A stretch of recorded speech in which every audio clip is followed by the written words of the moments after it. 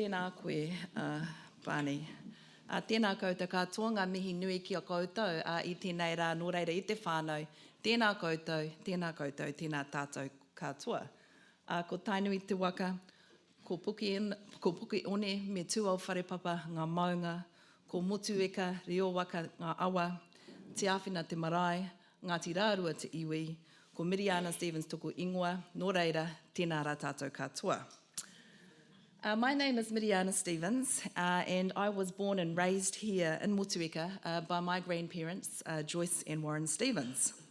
I am now currently standing in my second home because as a child, I spent a lot of time here at Te Āwhina Marae, helping to look after the manuhiri, the guests, kapahaka, even went on to the international stage, and so I felt that I had made it, but always the days back here at Te Āwhina.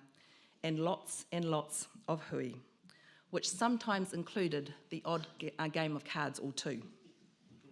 I'm currently a director of Wakatū Incorporation, and we are a family business, a business of families, made up of 4,000 owners who live not just here in the metropolis of Motueka, but across Te Tauihu and out to Aotearoa, New Zealand, and around the world. And when I think about Wakatū Incorporation, we don't see any territorial boundaries. Our estate, we are the custodians of a large estate, land and water space, and it starts off in Mohua Golden Bay, into the Abel Tasman National Park, here in Motueka, Richmond, Nelson, and then through over to the Wairau, over into Marlborough. And we have a 500-year intergenerational vision called Te Pai Tāwhiti. And 2 years ago, Wakatū, we celebrated our 40th birthday in Collingwood. And Collingwood, of course, is a big connection for us. One of our tupuna, Tamati Pirimona Marino, he was a humanitarian as well as an entrepreneur. And when we were in Collingwood, we visited him in terms of where he laid. And we thought, actually, Collingwood was also going to be the capital of New Zealand. But it made us think, actually, what did the next 40 years of Wakatū look like? Because in 2017, we celebrated our 40th birthday as a legal entity. So we started to deliberate and discuss, actually, what was going to be our service here to the people, to the communities, and our families in Te Tauihu. And what were the types of things that would actually matter to the families in the community? How well would our soils, our water, our taonga species, our flora and fauna, and the biological communities be? How would we close the gaps between the have and the have-nots? What would equality look and feel like? Could we move towards a more regenerative economy? And how would our communities be living? Housing access and affordability, and the design of our living and communal spaces, infrastructure, health and nutrition. How could Te Tauihu be a community that puts the environment and its people at the centre of everything that we do to ensure a sustainable and prosperous future for us all? So as you can see, there was some big kaupapa, there were some big discussions that we were having. And so we decided that it was time as Wakatū to convene an intergenerational strategy, a regional strategy for Te Tauihu, long-term planning for our collective well-being, young, old, you and me, all of us together. So who was involved in this exciting project? As I've mentioned, Wakatū is convening the project in partnership with our 3 councils, whānau, hapu iwi, the business, and wider community across Te Tauihu. It has been supported by the Provincial Growth Fund, which is really about accelerating regional growth. And we have an awesome team working on the project, from engagement through to local and national specialists on the environment, economy, health, education, etc. So what are we doing? Well, we've just started out on this journey, and actually I thought my inbox was insane before I started this project. It's gone and completely, it is out of control. But by the end of September, we would want to complete a strategy, and we're not talking about a 30-page document that actually sits on a shelf, but it's really, can we create, or we will be creating, an intergenerational vision for Te Tauihu developed by our young people. A roadmap for the future and a strategic set of priorities for our region.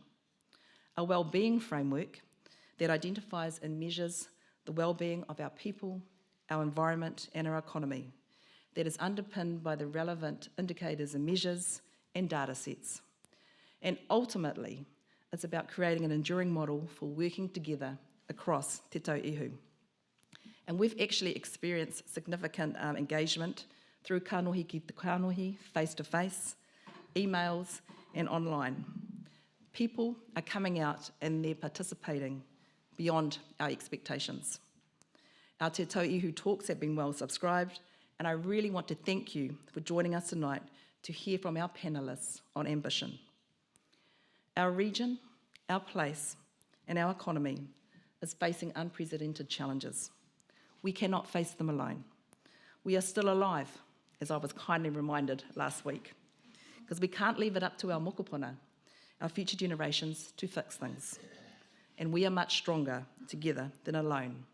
So enjoy tonight, spread the word, and stay involved. Nō reira i te whānau, tēnā koutou, tēnā tātou katoa.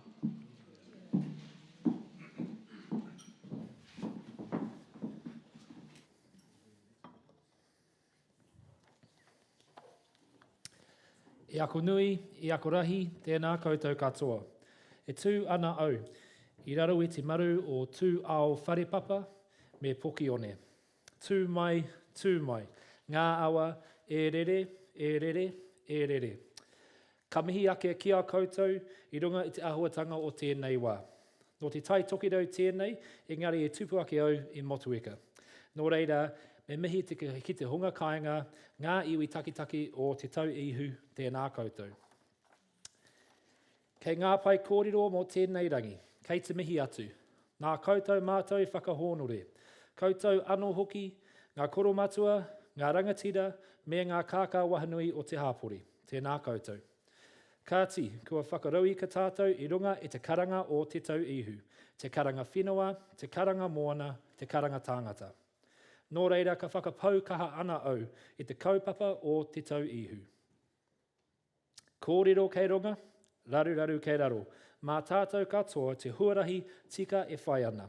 Mā whiro, mā pango ka oti ai te mahi. Nō reira tēnā koutou, tēnā koutou katoa.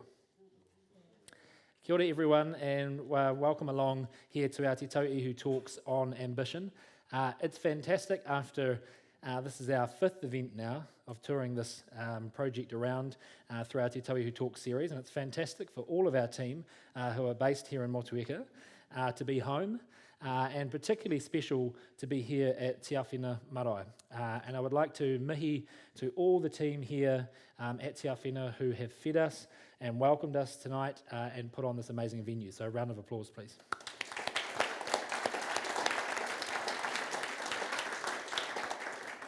Aside from all of you who have chosen to join us here in person, a number of people are live streaming tonight as well.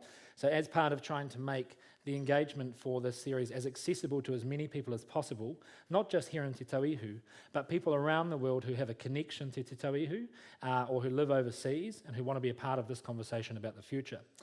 So I know, for example, that we have Paul Morgan tuning in tonight from China. So kia ora, Paul. And we've had a lot of feedback along the way about people who are travelling, living overseas, who are joining in on this conversation.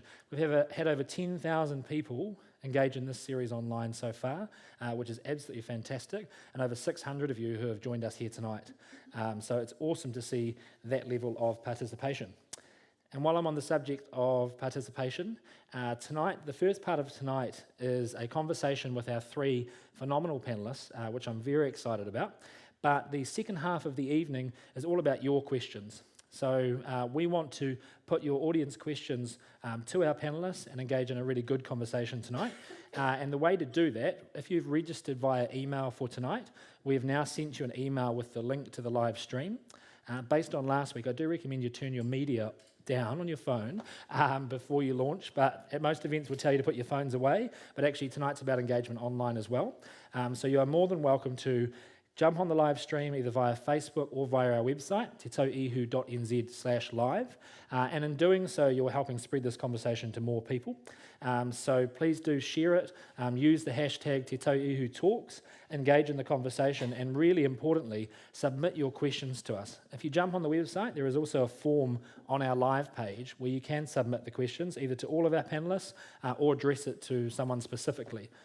So you can do that right now or during the conversation. If something comes up for you and that it resonates and you would like to submit a question that you'd like asked in the second half, then I very, very much encourage you to do so and we will do our best to get to them. So, on to the best part of the evening, which is introducing our stellar lineup of panellists. So I'm very excited by the calibre of people we have involved tonight, and I think we're going to have a great evening. So first of all, I'd like to introduce Julie Fry. Julie Fry is a consulting economist and world-class New Zealander who divides her time between New York and her family kumara farm in Riwaka. Julie has a master's degree in economics from both the University of Canterbury and Lincoln University and has worked for the New Zealand Treasury, Te Puni Kōkiri, the Ministry of Business and Innovation and Employment, and Treasury in London on issues including productivity, immigration, Māori economic development, child poverty and well-being. She is the co-author of 2 books about migration in New Zealand, Going Places and Better Lives.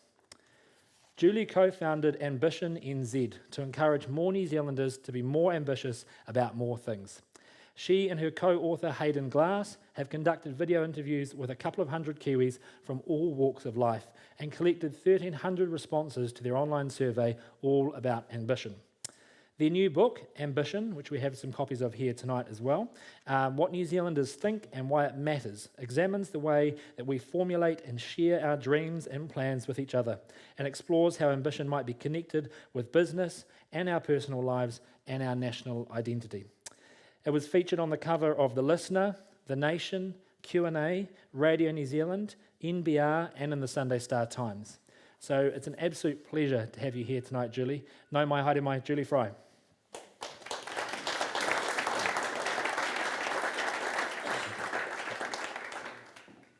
Next up, we have Te Puoho Katene. Te Puoho is of Ngāti Toa Rangatira, Ngāti Whātua and Ngāti Tauma descent. He is a Fulbright scholar and a Stanford Fellow and is passionate about leveraging for-profit business and investment to address social inequality as a means to restore Māori tribal self-determination. Te Puoho spent 10 years working for New Zealand government, including within Parliament, advising ministers on prominent policy issues such as regional economic development, the Freshwater Forum, treaty settlements, fisheries and aquaculture. He is a trustee for the Akina Foundation, focused on creating a more socially and environmentally impactful economy by working with enterprises, businesses, charities and government. Te Puoho is a manager and deal advisor at KPMG New Zealand, specialising in commercial strategy, consulting, including strategy development, market assessment and investment strategy. He is also an Associate Director for Wakatu Incorporation, working on behalf of the 4,000 whānau owners who manage over $350 million worth of assets towards their 500-year plan Te Pai Tāwhiti. Nau mai, haere mai, Te Puoho.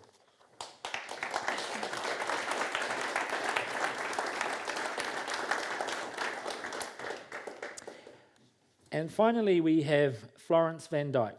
So Florence is the co-founder of Chia Sisters, a Nelson company making New Zealand's most nutritious juices. Chia Sisters stock their superfood juices bottled in recycled glass to over 1,000 cafes, grocers and supermarkets nationwide, as well as Singapore, Malaysia, Hong Kong and Australia.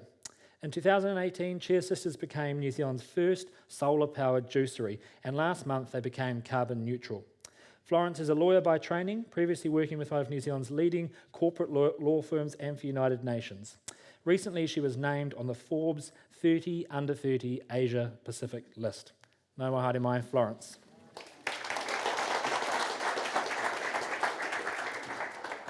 Excellent. Well, now we have, now you know our panellists a bit better.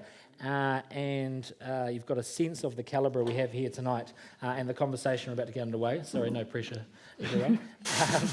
We are going to, for the first part of the evening, have one-to-one conversations, the same format we've been running for other events, all around ambition. And again, if something comes up for you during this conversation, please do jump on the live stream, reply to any of our emails, or go on the website to submit your questions. We do want to hear from you. So Julie, ambition is a pretty passionate topic for you, and something that I've heard you speak about a lot in the media, and you're doing some very inspiring work. So I guess my question is, what motivated you to start exploring ambition in the first place? There's a real puzzle, right? We have all this kōrero about New Zealanders only work, as hard as they can to get a boat and a batch and a BMW, and people talk about New Zealanders aren't very ambitious if it's not on the sports field, and all of this trash talk. And then you look around and you see what New Zealanders are actually doing, and you think, hang on, this doesn't sit well. So I initially thought, as you said in your introduction, that what we were going to be doing was, helping more New Zealanders become more ambitious about more things. When we actually went out and started talking to people, we discovered, surprisingly, that they were already plenty ambitious, just keeping it really quiet. And so that's when it got very interesting to me, because I started thinking about what it means for our well-being, what it means for our economy, if we're keeping quiet about something that is so important to us. Right, so the discovery was during these interviews and research that, in fact, we are ambitious, but we don't share that. Why do you think that is? Well, we don't want people to think that we're braggy. It's very important for us to be humble and to kind of not stand out. One of the studies we looked at was the World Values Survey. New Zealanders prefer low social distance, which I translate to my dad as the bosses and the workers are mates, right? You don't like to have this big distance between people.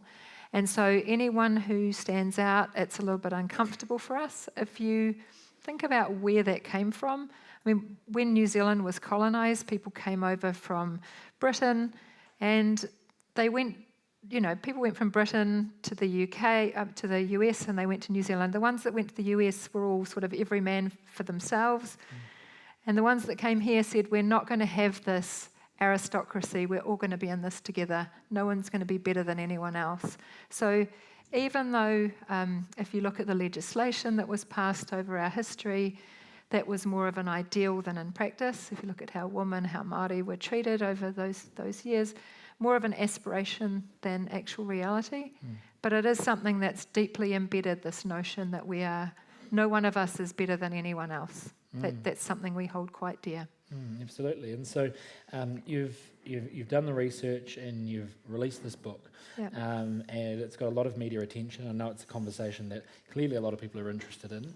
And I've lost count of the number of conversations I've had with people about our identity as New Zealanders and this whole notion of tall poppy syndrome. I'm curious, in releasing these findings and starting this conversation, how have people responded? It was not what I expected. I thought there'd be a lot more pushback. I thought people would be saying, no. There is actually all this conversation saying, we don't do ambition here. Ambition is for Richie McCaw and Sir Edmund Hillary, and they're up on the mountain, they're on the maunga, and the rest of us, we just keep our heads down and keep quiet. But what we were finding in our kōrero was that people were saying, I'm ambitious for my whānau. I'm ambitious for my community. I'm ambitious for my business. People were ambitious about all kinds of things. We just aren't collectively shining a light on a very wide range of ambitions yet. So that's why when we did our interviews, we wanted to talk to people from all walks of life. So we've got Helen Clark, and we've got Gilbert Enoka, who's the All Blacks mental skills coach, and we've got people who run the stop-go signs on the roads, and we've got a lot of people from the Rewaka pub, because one night my dad said, get these old in here, talk to him. So we've got a very large cluster of gentlemen aged 60 to 80 from Rewaka. But yeah, the goal was to sort of shine a light on ambition in all its forms, not just the stuff that the media normally focuses on, people raising their kids, people being good citizens, people being good ancestors, and share those stories. So you talk about how we hold very dear to this part of our identity that's around being humble. And from my experience travelling, it's actually one of the things that people really resonate with about the New Zealand culture. So can humility and ambition coexist? I think so. I mean, we don't have to be brash and braggy to succeed, to work hard, and to talk about our dreams. I mean, the real downside of keeping your ambitions to yourself is that you don't get help, right? If you keep it to yourself, you don't get help, and you don't get challenged. You don't get someone saying, hang on a sec, that's not the right way. I had a very early draft of this book, so embarrassingly bad, I hadn't even shown it to my husband at that point. Shared with someone very senior, Rowan Simpson, who was one of the founders of Trade Me, on a plane. And I was just so embarrassed because it was really scruffy. And Rowan was very kind. He invited me to his place and talked to me about it. And he said, if you're not embarrassed by what you're sharing it too late. You know, you've polished this thing. There's no scope for changing it. If you think you're, making a new room on your house and you've put the wallpaper up, right? And then someone comes along and says, you should have had that wall 2 feet to the left and then you would have got more sun. And you're like, but the wallpaper's up, right? So you need to think about the value that you get by sharing things when it's scary, when it's early, when you're not really 100% sure how it's going to go. And then you can build something better because you can bring in all these other ideas and work together. So the notion of this idea that we're holding back from each other, we're holding back from the very thing that could help us all, the idea of breaking through that sounds quite powerful as a nation. And so I guess how do we go about that? What sort of culture change do we need? What you're doing here is exactly the kind of thing that we need to do. You bring a bunch of people together and you talk about dreams in a collective way. You say, this is what our aspirations are. What do you think? This is what I think. What's your reaction? Tell me what you think. And it really is step by step, one person at a time, all joined together and just taking it that way. And so you talk about in your research how you interviewed everyone, and you went a cross-section of society as much as possible. Were there any differences between those groups in the way they viewed ambition? Yeah, I mean, the biggest difference was the old people from the Rewaka pub did not fill out the survey. They were not going near the computer. So what we did with a lot of the face-to-face things was we made sure that groups that were underrepresented in our online survey were represented. So I did a road trip last August around Te Tai Tokoro and went to Tiki and went deep into networks where someone said, talk to my auntie, talk to my cousin, and just following a trail of droppings of breadcrumbs to the next person. And so we really did seek out different perspectives, and yet everybody, pretty much 80% of the people in our survey described themselves as more ambitious than the average. There were a few people who just went, nah, I'm not. But and this is despite talking to people from all walks of life. Most of them, when you made the space safe and you said, look, this video doesn't have to go anywhere, it's your call entirely. Just tell me what you think. Afterwards, we can keep it private if you want. People would say, actually, I'm really ambitious. I want to grow the best garden. And then people would say, I'm really concerned about poverty in my neighbourhood. I'm really concerned about, what's happening to our awa. People had all these dreams, and none of them felt like, some of them did, but for the most part they were saying, this is not something I can talk about because I know that New Zealanders don't talk about this stuff. I mean, everyone says, right, we don't talk about it, and yet secretly everyone thought it was just me, that it was this sort of like, it's just me, I'm the only one that really feels this way. And actually we all do for the most part. I mean, there are a few that don't, but many of us feel this way. It's fascinating. So bringing it back to you're a local of Te Tauihu, and you've travelled the world, had a lot of exposure. And so what do you think it would mean for Te Tauihu to be ambitious as a region right now? I think it depends what the people of Te Tauihu want to point their ambition towards. So the scientists that talk about ambition talk about a desire that's in all of us as humans to reach for something just beyond our grasp. And they talk about it as something that changes through our life as we change and as our circumstances change. And I can't say, coming back here, I have this idea of what this community wants. The community needs to decide what the community's ambition is, right? And we all have to collectively contribute and debate and talk and share and challenge and then go forward. It's a process that we all participate in. I'm interested as well, we've got... we hear at the marae, and Māori are particularly good at this, but we live in an increasingly secular society. You referenced having a talk and a conversation at the Rewalker pub that no longer exists. Yeah. Do you think that we're losing our opportunity for connection with community and to have these types of conversations? I think we just have to create them. I mean, my kids are creating community online, and it feels so weird to me because I create community face to face. But each generation finds its own way, right? My dad's generation, they've created a shed where they go now that the pub has closed, right? And they have that community in a shed. So we just need to find a way, and we each find a way that works for us. Yeah. Awesome. Kia ora, Julie. Moving on now to Puoho. Are you ambitious? Well, I've never put it that way, but I think I would say I'm passionate. And when you look at it and stand back and you consider the hunger and the passion and things that drive me, I think you can certainly frame that as ambition. So in that regard, I believe so. Yeah. So, you've, in your experience of studying and working, developing enterprise both here in Aotearoa and overseas, how much of an impact do you think tall poppy syndrome has on our culture? I think the tall poppy syndrome has been a large issue that's been hanging over us, and I think part of it comes down to the whole idea of embracing this humility, as you guys have spoken about already. But there's also that idea of embracing the village community or the village nation in regards to how high our aspirations push us. Both of these things in concert are acting as tethers for us to reach our full potential as a nation. But certainly, when dealing with the tall poppy syndrome, it does dial back down to this idea of being reticent about putting our head above the pulpit and being on display for all to see. Certainly growing up, I grew up with the daily tenet from my grandparents that kaore te kumara e kōrero ki tōna reka. The kumara doesn't speak of its own sweetness. And even to this day, like I was standing there waiting during the introduction, I could feel the spirit of my grandmother up there ready to hit me in the ears if I was getting too big for my breeches.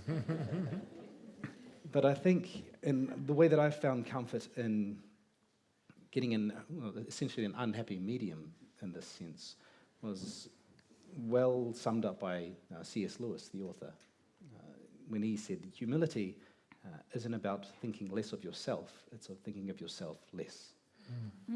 And so in considering my ambition, I talk about that in how I believe I can uniquely contribute to the collective success of my people. And if I am in a position to do that, and in a unique one at that, it is no longer an idea of whether or not I should be ambitious, it's who am I to not be. And in doing so, I think understanding that as a people, we can become more comfortable with the idea of taking a risk and stepping out into the sunlight a bit more, because it means the collective success of our people. Awesome.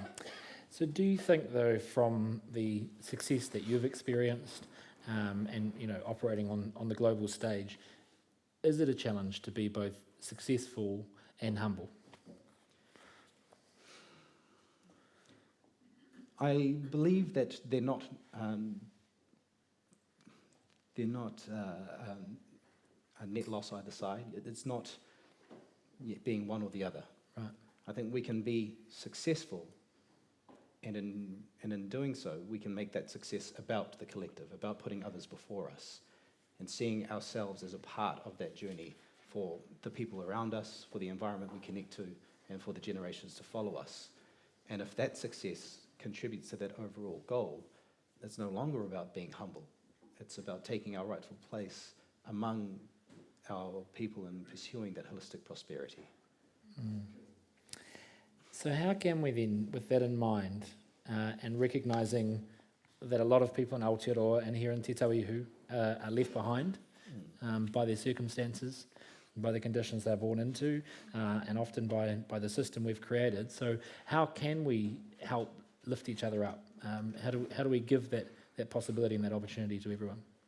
I think the important thing is to maintain that connectedness with each other. I think certainly more and more these days we are starting to see a society that is withdrawing and retreating back from each other. You get that in terms of the deciling system of schools and getting families moving away. And they're not doing it maliciously.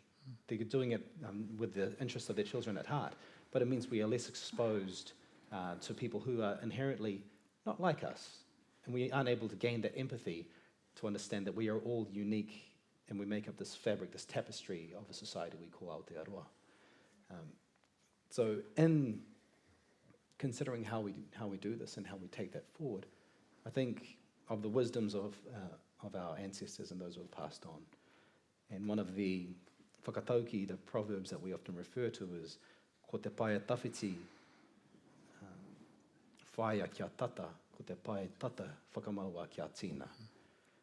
And the first part of that, it's two parts. The first is referring to pursuing your aspirational distant horizons, and in doing so bring them closer to you. And I think this is really important, particularly among those who aren't as blessed or lucky or fortunate as we are in terms of being gifted with the privilege that has allowed us to achieve what small achievements we have made. It is the idea that our people and our children cannot be what they cannot see. And if we don't take it upon ourselves to be an embodiment of the dreams that they aspire to even put it in their heads in the first place, then we're not fulfilling our role to connect with them and enable their dreams to come true. And the second part of that is ko te pae tata whakamaua kia tina. Those horizons that are within reach, we need to actively grasp it, to bind it to us, to manifest our dreams into reality.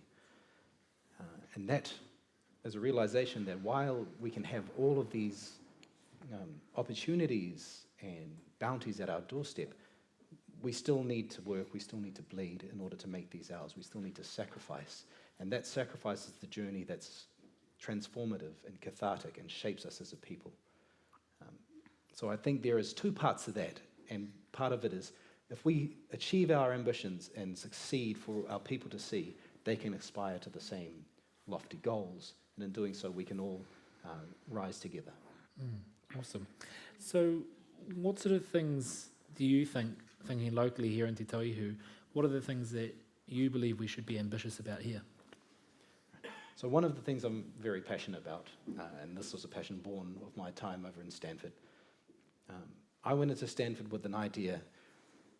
Right from 5 years old, I knew that one day I wanted to contribute to the social well-being of my people. I didn't know how yet, and it took me a long time, and I viewed my career as a pathway towards achieving that holistic prosperity for our people. And it wasn't until I got overseas that I found that there were these approaches to how we can use the tools of finance and business and economic success to drive our own economic emancipation as a people, to return the self-determination that we signed up for in the treaty, that we exhibited as a people, that our rangatira lived and breathed every day. And in doing so, I came back to New Zealand fresh, full of ideas, no idea how to actually put them into reality, but we'll get to that later. It's still coming. It's a long journey. But one thing I'm really passionate about is this idea of building an ecosystem where entrepreneurship and investment form two sides of a pōtaka, a spinning top, that need to be equally balanced in order to spin in equilibrium. And my ambition is for that ecosystem to pursue purpose as well as profit, and to do those things in equilibrium. In order to do that, I think we need to encourage an environment where impact is not a nice-to-have situation. It is something that is inherently born and integral to the business proposition that our entrepreneurs, who are world-class entrepreneurs, are trying to take to the world. And by doing so, by embedding that impact into the business, we can attract people who make investment decisions based on the same generation of impact. We can put our capital to use as a people to create the future that we see for our children. Doing so, we can remove any reliance we have on external forces, on external institutions. And so when those groups do come into the fold, it's as equals and as partners, and we can both ascend together. Awesome, great place to leave it. We're going to move on now. So, kia ora, Florence, and thank you for being here. Kia ora. Haere takamua, takamuri, kouiwhai. Tēnā koutou katoa. Ko whangamo te monga, ko mahitahi te awa. Ko aorere te moana. Tēnei te mihi mahana kia koutou. Tēnā koutou, tēnā koutou, tēnā koutou katoa. Kia ora, Florence. So in your business with Chair Sisters, you're getting a lot of attention at the moment for some of the work you're doing, flowing on from Te Puoho's point about having kind of impact in the DNA of the business. So tell us a little bit about that. Tell us about the journey you've been on with Chair Sisters and some of the stances you've taken as a business. Yeah, so I think right from when we started, sustainability has been part of our DNA, and that's come from this thinking that we believe that businesses can do business and do good at the same time, and I think that's been a concept that's been missing from business for too long, and the impact on our environment and our people is showing because of that. And for us, it's not possible for us to separate our business values from our personal values, and we care very strongly for our people, for the community of Te Tauihu and for the environment. So it was just a given from the start. So it was a given from the start, and that's how you've run the business. What sort of impact has it had on the business, and how have you found navigating that pathway in terms of trying to be financially sustainable as well as have a positive contribution on the community and the environment? How's that been? Yeah, so it has been really difficult, and I think it does take a financial toll. It takes more resources, it takes more time, but I still believe that if that's built in from the very start, if that's woven into your forecast and your budget and your profit and loss, you'll make it happen. And that's how we've treated it from day one. And so I'm sure we have grown slower than most businesses because of that, but we have really strong values and a really strong story to share with our community and our country and the world, and I think that has its real benefits as well. And do you think that, in your experience, you're selling all around the world, is this the type of business people are after? Has there been an upside for you as well? I think more and more, I think to start with, we weren't good enough at sharing our story, and these values were really strong for us personally, but it's only more recently, probably in the last 12 months, we've really felt a shift, even with more conservative players in our industry, like the supermarkets. Now they're interested that we're becoming carbon neutral, for example, which is certainly something that we didn't hear 2 or 3 years ago. So that's really exciting shift for us and for the world. And as part of telling that story, I know recently as a customer of yours, I got an email and it was about the ambition you've got for your business, not just to be carbon neutral, but to be carbon positive. What does that mean? Yeah, so recently we became climate positive, and that means we're offsetting 120% of our emissions locally in the Ramika forest, so that's a certified carbon sink. And it's really cool because not only are we offsetting our emissions, but we're creating a beautiful place for our community. It's positive for the air, the water, the soil. There's so many positives. Awesome. So what would it look like in your mind, thinking about being carbon positive, what would that look like from a regional perspective? What's in it for Te Tauihu? Yeah, I think this is a really exciting opportunity. We're in the middle of a climate crisis. There's never been so much carbon in the air, and it will be difficult. But I think things like the recent student climate strikes show that little actions can make a big difference on the world stage, and I really think it is time to act. I was reading the other day that it was in 2007, Helen Clark was talking about becoming carbon neutral, and she said we're not an economic superpower, but we can make an influence by acting, and acting is not only the right thing to do, it's a smart thing to do. So I think there's huge potential for our region. It's an issue that's making global headlines every single day.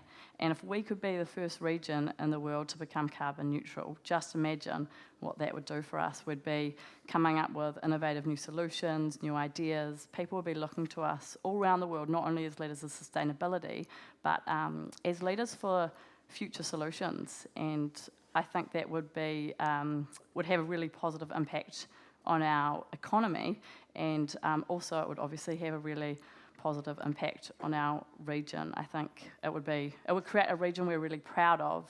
And when we're talking about the intergenerational strategy and being good ancestors for our mokopuna, I would argue, if we're going to be ancestors, this is an action that we really need to take. So if the vision you're sharing, I think resonates with a lot of people. It was interesting, the last 24 hours we've held a few workshops, and they've been mainly with business. And what struck me is we were meeting with the chambers of commerce boards, the economic development agencies, and these are the types of ideas that are coming from business at the moment. So my perception is that things have really shifted. So if the facts around the threat we have with climate change are so clear and so daunting, and the answers are there, why aren't we doing it? What's stopping us, do you think?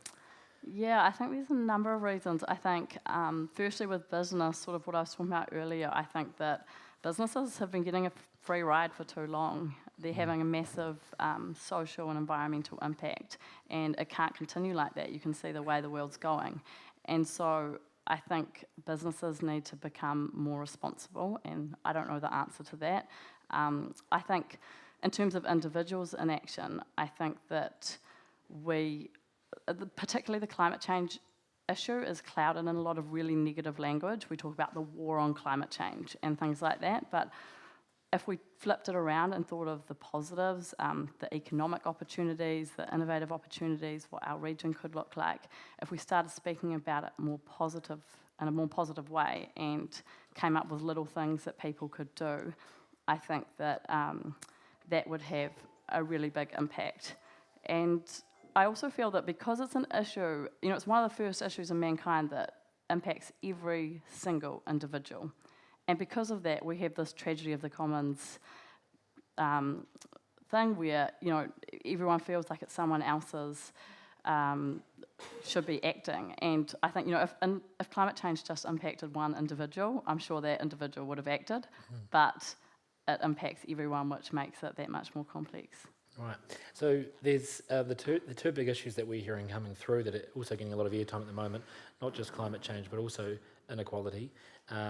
You were not just the first business to declare that you're going to be carbon positive, but you are also the first Nelson business to be living wage accredited. What inspired you to do that? So just if anyone doesn't know, living wage means the amount that's needed not only to be to have to be an active citizen in society, so not only have the basics, but really to be able to actively participate. And I think that was just a natural choice for us. We've actually always paid the living wage, and the reason that we became accredited is because we really wanted to voice that issue. And I think for us, our employees are part of our team, they're part of our family, we're all working really hard. Why should I be earning more than them? And I also think there's so much to gain for employers. Our employees feel like they're part of the team, they've got enough money to take their family to the movies on the weekend and do things they want to do, they're happier at work, it creates a less stressful environment. So the positives have been huge for us. Awesome. And so just to wrap up before we have a quick break, you've shared your vision around being carbon positive te Tauihu. Do you see it's attainable for us to be a living wage region as a whole as well? Yeah, absolutely. Yeah. Awesome. Something to think about over the break then. Look, if anything that we've talked about tonight has resonated, then please, just a reminder, do ask your questions. Now's the time to submit them via the live stream, email or website, because I throw my run sheet away now and just ask your questions. So please make sure you are submitting them, and you're welcome to go in any direction you like, and we'll make sure we try and get to your question. So for those of you on the live stream, we'll be back in about 5 minutes. We're just going to recharge our glasses, use the wharipaku, and come back, and we'll get ready for the second half. Thank you, everyone.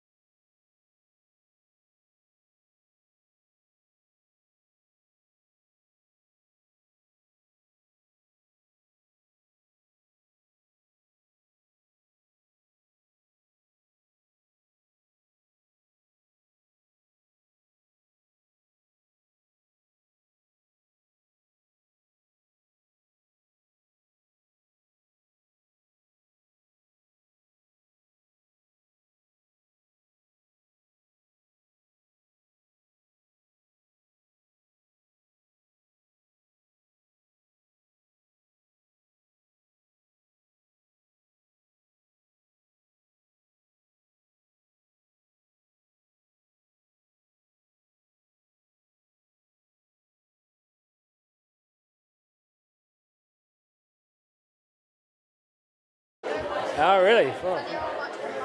It just came. Kia ora, everyone. We're going to get back underway, so if you'd like to take your seats. Any questions there?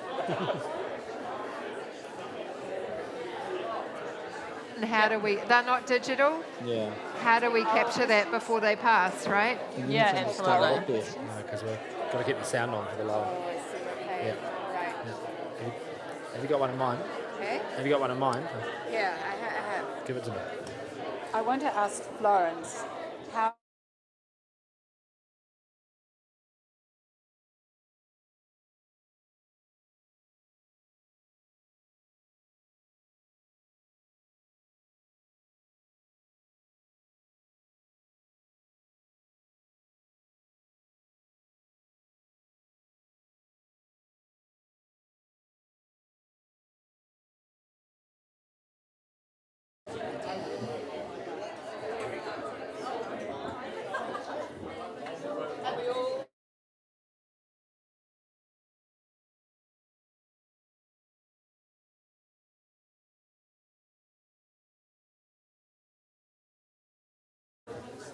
Yeah. That was the best part, was it? All right. Kia ora, everyone. If you'd like to just last people just take their seat, and welcome back to everyone on the live stream. Sorry, in terms of regional issues, broadband and access to broadband in Motueka is an ongoing one. So we've had a pretty touch and go live stream, so apologies to those who are tuning in. If you are struggling to get on the live as well, it's all good now. It's working, but you can always jump on the website to fill out the form in terms of submitting questions to us as well. We'll collect them, and we'll also be collecting them during the second half.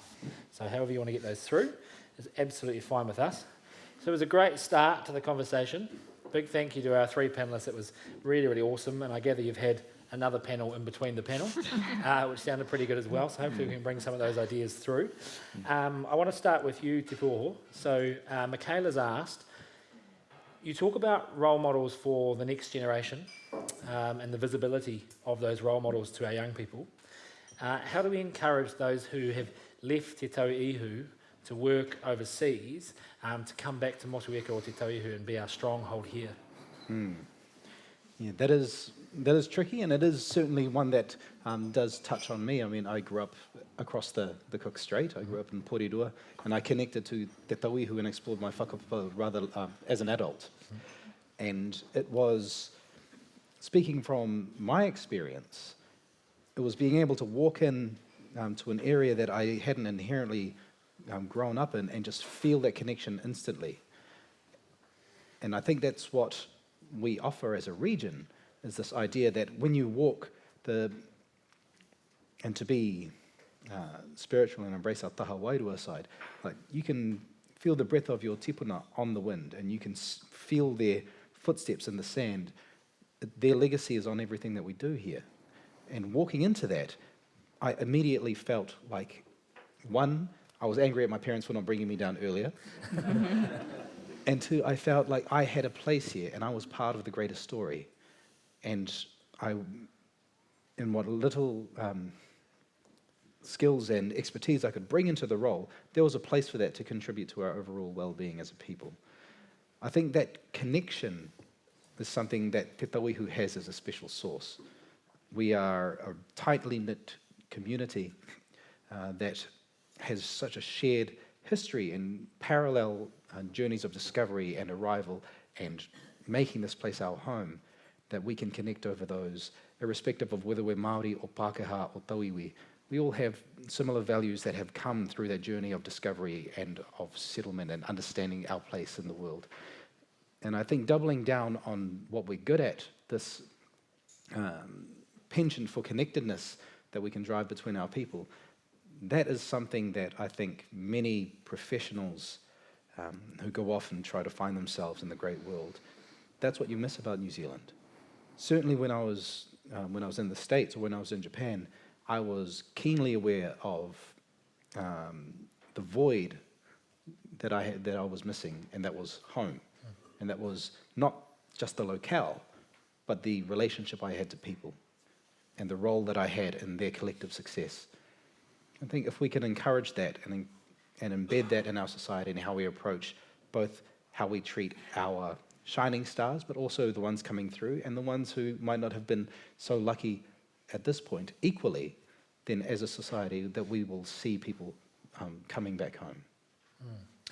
Also, when you talk a bit there about identity, so just to pick up on that for a moment, in terms of identity and connection, I know a lot of people have been talking about this throughout the process, and there's a lot of evidence emerging around New Zealand's mental health problem that we're grappling with, and our lack of identity. And we have a lot of migration to this area, recent migration to the area, and I know from someone who grew up here in Motueka, I was never taught the history of Te Tauihu, and our visitors don't get taught the history of Te Tauihu. Those visitors become residents. How do we break through that? How do we have more education here in Te Tauihu about history? Is this still For anyone. Right.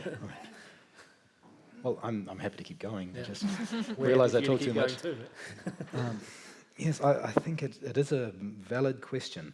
And at Wakatu, the first real experience I had at Wakatu was coming on board as a mentor for the Tauihu Wānanga, which we hold every year for the youth of our whānau owners. And so we take 20 to 30, it alternates between boys and girls each year.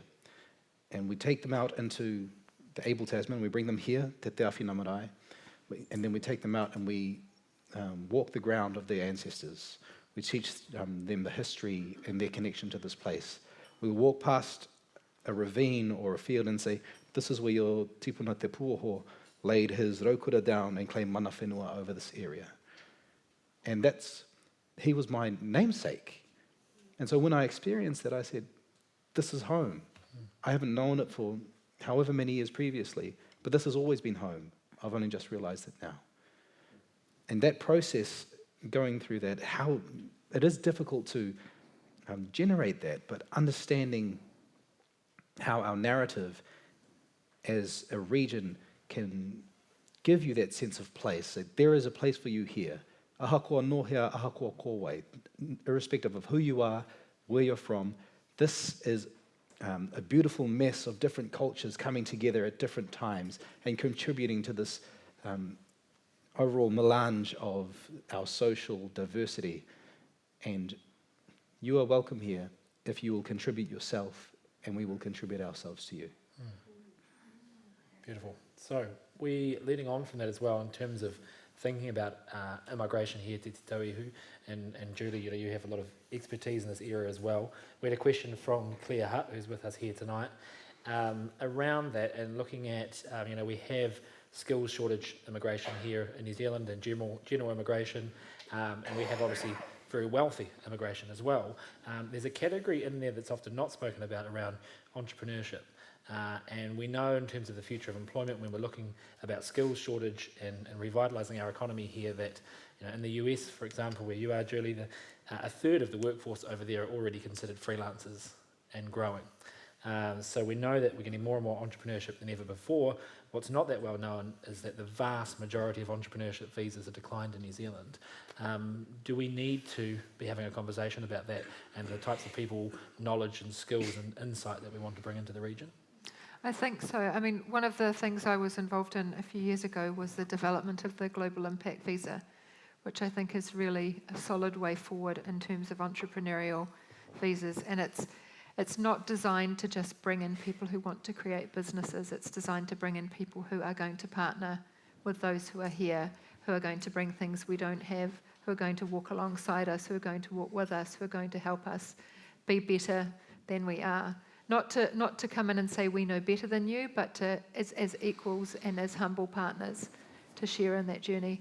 And I think that's really where migration policy needs to head in terms of maintaining this broad sort of consensus for it, is that it has to be good for the people who are here already as well as for the migrants. And it has to be a partnership. Awesome. This one is directed at you, Florence. So with regards to the goals of your business around being climate positive, and also you talk about living wages, and so these ambitious goals as a business. The question is from Joanna, and it's around how can local councils in Te Tauihu cooperate and support businesses in that journey?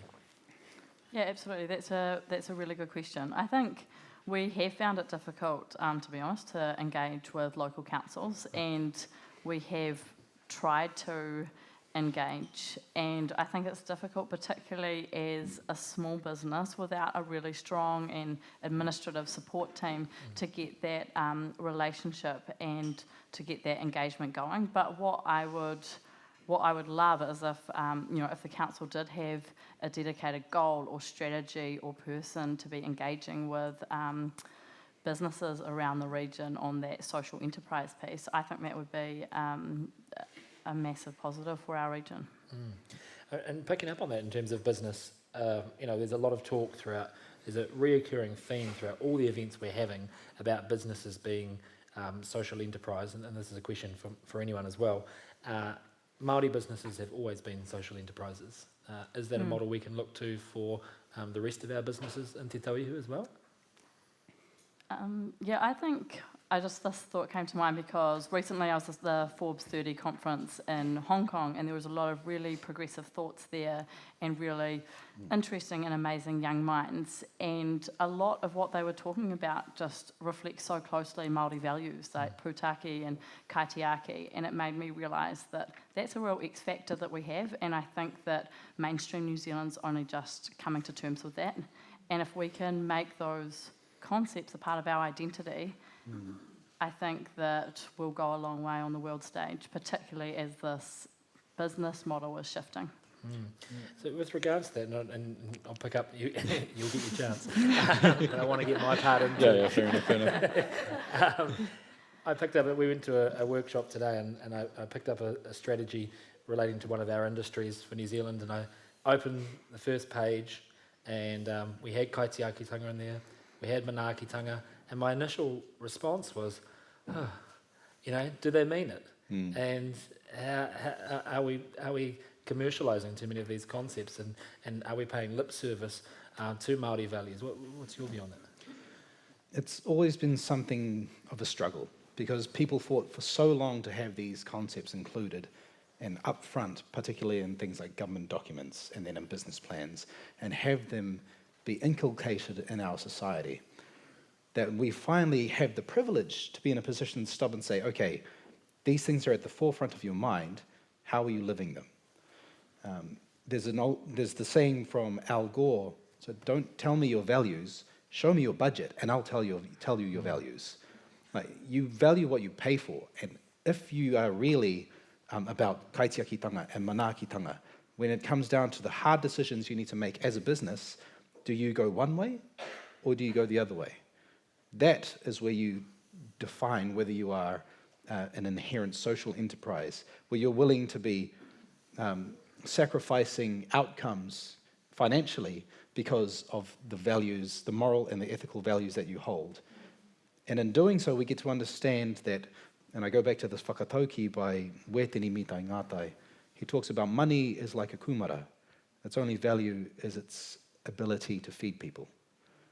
And if once we look at money not as the definition of our prosperity, but a tool on the way for us to get to that prosperity, then we can see it for what it really is and put it to use in order to create that future that we're so aspiring to. Awesome. Love that. So there's the challenge. Don't show me your values, show me your budget. So along those lines, we've got a question from Lisa Lawrence for the panel. Lisa's here with us tonight, I believe. How can we constructively arouse in our top 10 biggest employers an appetite for committing to the living wage as their new minimum wage? The current minimum wage keeps our families in poverty and deprivation with all the diminished life opportunities that accompany it. What kind of data and argument do you think will appeal to our local businesses? Do you want to start, Florence? I think it's a really good question. I think one fantastic example is the government recently paying all of their staff the living wage. That's an example of a big player really making a shift. And I think having examples like that and knowing that consumers are wanting it will make a real impact. So the more that the people are asking for it, I think the more pressure on companies to do it. In saying that, if we wanted to fast-track things, just having regulations around it from our local bodies would be a quick way to do it too. Any further thoughts on that? I think from a strategy point of view, when anything moves from being a vitamin to being a painkiller, as in from wanting something that's nice to have to something that you just can't go without, then all of a sudden businesses are incentivized to do those things. And Flo touched on it in terms of customers are not just asking for this, they are demanding this. And that's more and more of a movement that's going. Soon it is not going to be acceptable to be paying below a living wage. And when that happens, that's a keen pinch that businesses feel. That affects the expectations that they have to deliver on in terms of their shareholders. But at the same time, at the other end, shareholders' expectations are changing. We talked about there is a moral steering power of capital flows. And we are seeing $50 trillion in the US going from baby boomers to millennials. Millennials care about what we care about. They care about people, they care about the environment, they care about connections. So if a business is being prodded from one side by the consumers saying, we think that you need to do this because it's not right not to, and then they're getting prodded by the people who own their company saying, we believe that this is the right thing to do, then they're doubly incentivized to take on these things that we feel are inherently right. Awesome.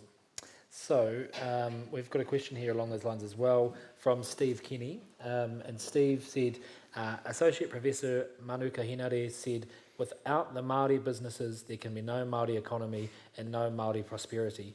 What do you think needs to happen in Te Tauihu to accelerate the investment in Māori innovation and enterprise? I guess this is back at me.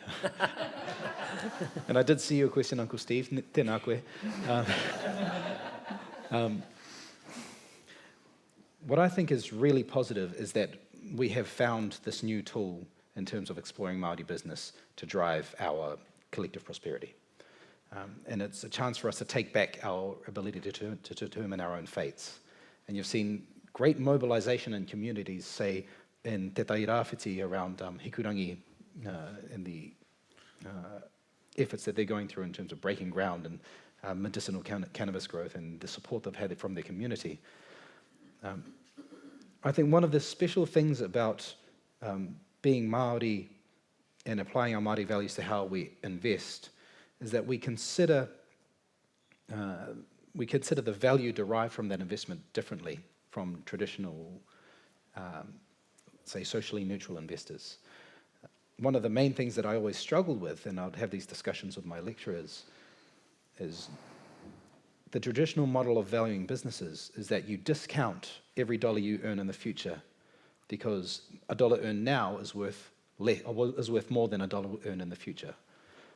And inherently, it sat with me and I'd say, well, I consider a dollar I earn from my mokopuna to be worth more than a dollar I earn for myself. There's an inherent disconnect between how we are valuing our businesses and putting our capital to work in those businesses.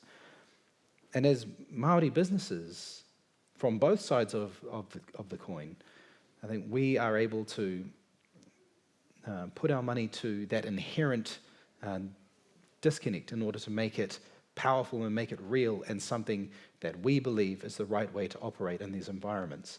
And I think it all comes down to the idea of putting our hard-earned resources into work towards producing the future that we want. This one's for you, Julie. It's from Sue Jepson. She said, very interesting listening to Julie around representation of everyone in the community. You mentioned the idea of a safe space for talking about ambition. How do we make sure that those who do not engage in society, those who left school early maybe, who are possibly unemployed or poorly paid and only just surviving, that they are allowed a voice in society? What can we do here in Motueka? I was talking to Mr. Prestige earlier. I'm going to go talk to the high school and basically sit there and listen, and share what we found, and basically create that space at a micro level here. And one of the things that this project has no funding anymore, so this is it's been unpaid for 3 years and it's going to continue to be unpaid. But I think it's really important to create space for these conversations and to share these learnings that we've found. I managed to come from here. My parents both left school the day they turned 15. I didn't know anyone who'd ever gone to university, and I fell on my feet and ended up going to London and travelling the world. And it feels to me shocking that that should be something that happens by accident and not something that, I've just lost my, sorry, okay. apologies.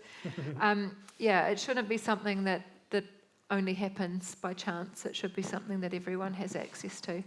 And so one of the first things you need to do is create that sense of possibility by talking to people about, how this ambition thing works. It's not just for special people, it's for everybody. It's not just something that those who go on to great things or who end up in the media or it is something that we all have built within us. It's core to who we are as humans.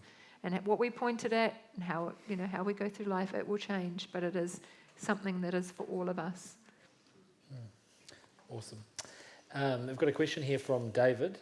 So Finland is considered to be the happiest place on the planet. They embarked on a strategy to improve their society, starting with their education system. They now provide meals for all students, have shorter school days starting later in the day, allowing students the opportunity to get their sleep, and allow children to follow their curiosity as far as curriculum and study subjects are concerned. It has taken 50 years to achieve the change desired and the type of society they envisaged. Does New Zealand, sorry David, lost your question here, is there an appetite in New Zealand to follow that model and to make that kind of transformational change? I have a little bit of an issue with Finland because up until very recently, their population was extremely homogeneous. And so it's very easy to do these things when you have a population of people where everyone thinks the same. Right. And I worry that if we take learnings from a place where there is kind of a very similar population and apply it to the diversity that we have in Aotearoa, that we might miss some important lessons. So I think we just need to be really careful about, it works extremely well for them. Their education system is phenomenal at educating white kids, but so is New Zealand's, right? We've already got that nailed. What we need to do is educate the diversity of students that we have in Aotearoa and not just, subsets of them. So, yeah. Any further thoughts on that? I'd echo that. I think there's certainly not a one model fits all strategy. What I do think they've done well is they've thought of the future, and I don't think that's something we've done in our education system for a long time. Like, what do we want our children to be learning in 100 years' time? And I think that's the type of model that Finland has looked to, and we, even if we don't do the same model, thinking in that same sort of way would be asking those questions, right? And throwing it open and using the mechanism and hearing what people have to say. Yeah. I absolutely agree. And I think that's one of the great things about why we're here tonight, this intergenerational strategy. The whole thing is about we're planting seeds for a garden that we'll potentially never see. And there is great foresight in that. And while it might take short-term stresses or difficulties, we can see that the values of having that come to fruition in 50 to 100 years, this is all part of the legacy that we were A, entrusted with, and B, obligated to contribute to. And it's always going to be the case that these intergenerational discussions are both too late, in terms of we should have started them a long time ago, and absolutely necessary. And so one of the main things that keeps me inspired and enthused is seeing these conversations from such a diverse community coming together to have these. So you touched on education there, Julie. So there's been a lot of discussion about our education system, and we're talking about whether it's fit for purpose for our current changes, whether we're looking forward far enough. For the types of things, aspirations we're talking about here in Te Tauihu around transformation, what sort of education system do we require? I think we need something that's more flexible and recognises that not everybody needs to, wants to, or should head to university. One of the tragedies in the United States is that every child is now being told they must go to college. I have a brother who went and did an apprenticeship and then went to Polytech and is now, doing great because he had to learn with his hands before the book learning made any sense to him. He didn't do well in school. He's great given that this option to learn with his hands, to watch someone and then to do the book stuff. So I think there's a real risk that if we just follow this one narrow path, that we can end up shutting people out. I think there's lots of different ways to learn. Everyone has different strengths and different weaknesses, and when we're designing our future education system, we want it to reflect those diversity of learning styles and needs, and to be flexible and responsive to that. And I'm one of those students, sorry. It's the old adage from Einstein that everyone is a genius, Right. but if you are judged, if you're a fish and you are judged on your ability to climb trees, you'll grow up your whole life thinking you're an idiot. Yeah. And currently that's what our education system does. And we need to put in an environment that values the strengths and the richness within each of our children, not just a certain subject who excel at, say, sitting exams or excel at memorizing textbooks or attendance. There is so much value that we can have and that we are actively shutting out of our society because we're not valuing them at the educational stage. And I was one of those students. I left school with an attendance record of 30%. But at the time, the catalyst for me was at the time being involved in a lot of not-for-profit movements and going away. And one of the most sort of significant experiences was going to, I was talking with Carenza Johnson about this recently, but going to a Indigenous conference of Ngā Pai o Te Maramatanga. And I had 4 days with Indigenous cultures from all around the world, knowledge sharing. And the 5th day of that week, I was back in school and back in the classroom, and I was 16. And I knew that day, I thought, this is not going to work for me. 4 days in Auckland, being immersed in that environment, and then back in the classroom, I thought, this is never going to work. But it is quite a hard thing to do, and our society does kind of funnel you in that direction. I can remember clearly, leaving school and in that moment realising that nothing really had to change except for that I was now in control of my own learning. And actually that was really empowering because up until that point our learning and curriculum had been dictated to us and suddenly I was in charge. So the learning definitely didn't stop. So how can we encourage more of that kind of thinking and catering to young people in that position? I mean, there are some really creative models happening in the US at the moment. I have a 14-year-old son who didn't want to go down the, cram the books down your throat path that his older siblings were doing. And he's in a school in New York where right from the age of 13 they design their own curriculum. Right. So they have some graduation requirements at the state of New York, you have to do this. But his gym requirement, his phys ed requirement, he's going to learn to run a 5K. That's just one example. He's going to take, responsibility for it. He's going to follow a program. And instead of, sitting in the weight training room in a tiny little sweaty corner of a high school that has no space outdoors, he's going to take the initiative and do it. And they do this across all of their curriculum. They use a lot of computer-generated stuff so they can do it at lower cost and greater flexibility. It's a very small school. I think they have 400 kids across 4 years. So you get to have great diversity of teaching with low levels of resources and very student-led. And you need a different kind of teaching. You need a different kind of parenting. It's really hard to sit there and have a 14-year-old in charge of his coursework. He comes up, he did this course on natural disasters, and I'm like, what is natural disasters? Well, they spent a semester, there was a hurricane, and they were concerned about pets and how the pets weren't looked after in the hurricane. So these kids all got together and collected food and hired a truck and delivered pet food to this hurricane. I mean, it was them finding a solution to a problem in the real world and engaging. And that course has stuck with him in a way that the algebra and the other stuff never did.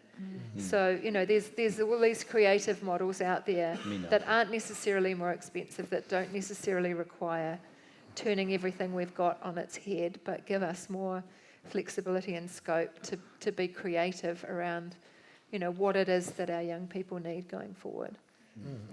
Florence, you trained as a lawyer, and now you're an entrepreneur and running a business. Do you think our education system is supporting entrepreneurship enough? No, I think entrepreneurship is about being innovative and creative and thinking outside the square, and a lot of our education system is the exact opposite of that. It's memorising things off by heart. And so I think we certainly need to change that. And I was just thinking on Julie's point, I think in New Zealand, a good place to start is with our teachers. I don't think our teachers are getting enough support to provide that flexible curriculum that maybe a lot of them want to or could if they had the resources. Right, coming back to some of the current issues we're facing around the environment, there's a question here from Katerina saying, how do we know that we're overwhelmed by the problems we've got, so the question is, if you tell the truth, people are terrified. And it can be a really paralysing feeling. So how do we balance being honest and maintaining our mental health and well-being?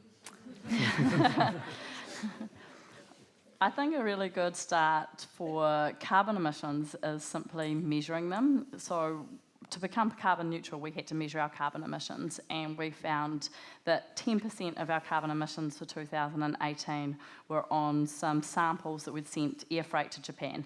Normally we sea freight them, but they'd wanted them particularly fast. So it was 10% of our entire company's emissions for a year, and it's obviously not relevant to the community, but what it shows is if we understand where our emissions are going, then we can pick the low-hanging fruit first and make that shift easy for ourselves. We're not trying to put up barriers and challenges. Let's try and figure out the easy stuff. The fast fashion industry contributes a huge chunk of carbon emissions in the country, and I'm sure the region. So simply buying less stuff, for example, is an easy step. And I think I'll just go back to one of the first memories I had of being involved with one of the Wakatu board meetings. And we were talking about hard issues, there's always going to be hard issues that come across a board table. And our rangatira on the board, Uncle Rode Stafford, stood up and said, I know this is hard, but we always need to make sure that we tell the truth to our people. It's a hard world, but we're there for them. And if we tell them that, and if we're honest and truthful with that, they'll be there for us. And it's the same kind of thing with these harsh truths that we have gotten to a point where our climate is teetering on terrible outcomes for us. We need to accept that. And while ignorance is bliss, we need to be aware of the effect that we've had on the environment, and that it still falls within our grasp to ameliorate those or make those changes to drive and reverse those. And the other thing that's really important when you're sharing scary information with anybody is to ground it in your values and why it's important, because that provides the context for it in a way that doesn't, it takes it from terrifying, I can't even look at it, to, okay, there's a context to this in which it's almost scaffolded so you can deal with it. And I think that's really important, is to explain, when we were talking about in the break, talking about how economics has shifted, right? So that when I was studying, we learnt that businesses were all out for themselves, and if there was any extra in the business, they would be holding it close. We're discussing how the sort of new generation of entrepreneurs knows that their incentive is to have an earth, right? Their incentive is to have a functioning planet, and so the incentive is not to grab every last bit for themselves, but to share any excess in a way that supports that objective. And so those values are changing over time, and how we operate and what we do is changing in response to that as well, I think. So we're coming towards the end of our time together, but I've got two more questions that I'd like you all to answer. So the first one is thinking about this intergenerational strategy and looking into the future and an aspirational future for Te Tauihu. What are the types of things you would like to see for the future of this region?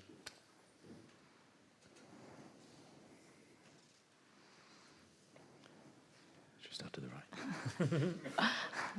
right. I think I haven't said this over again, but I think making our region, the first carbon neutral region in the world, would put us, it would be a moment in history for Te Tauihu. Awesome.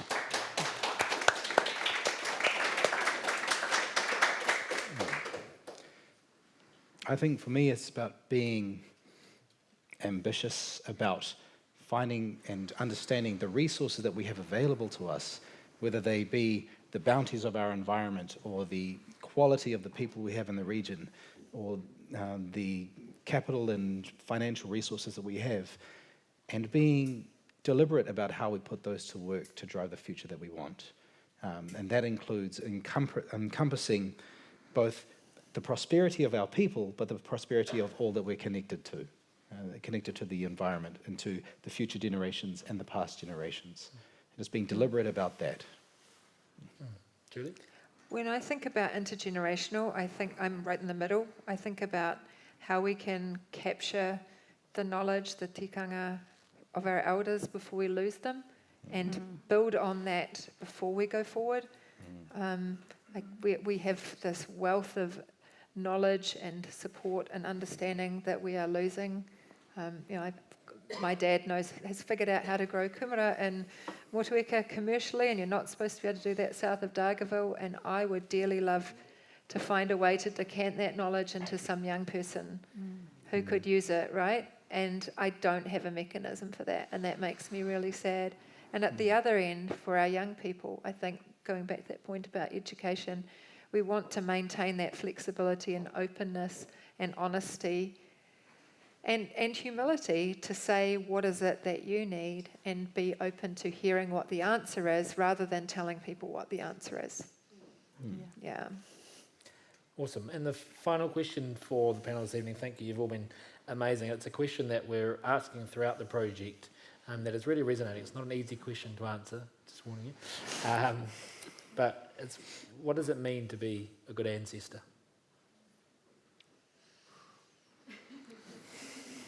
I suppose I should go first. Reverse it. I think it means that you leave things better than when you arrived, in a nutshell.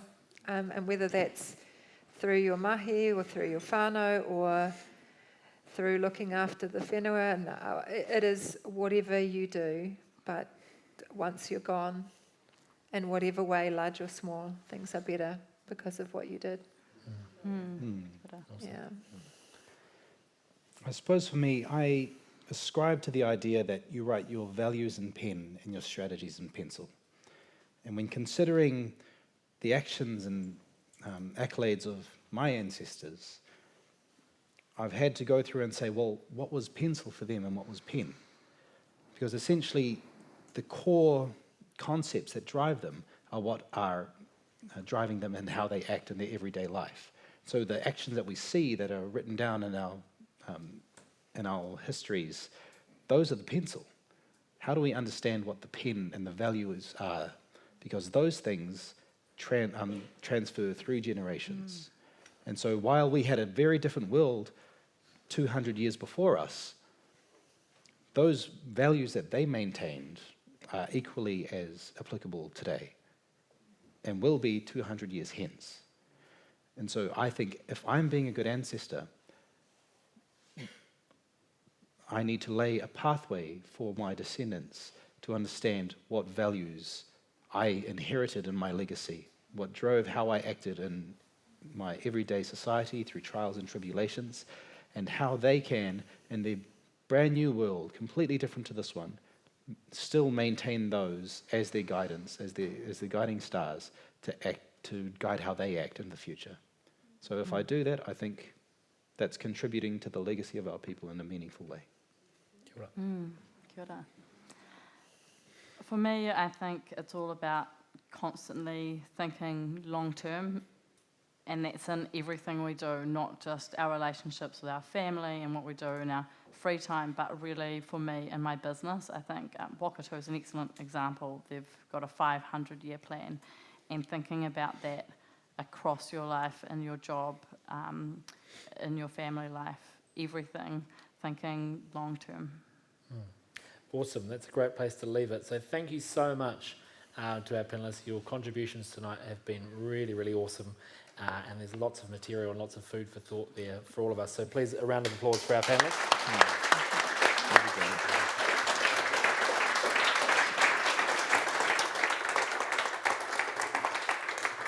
So we are not quite finished yet, in the sense that as part of this process we've been crowdsourcing with communities to ask what their big ideas that they'd like to share for Te Tauihu are. So we have a few spaces for those tonight, and some people have put themselves forward. So the first person I'd like to invite up, haven't quite spotted him yet, but hopefully he's here, is Matt on drug reform. Kia ora, Matt. We need to grab a mic here too. Have we got it? Yep.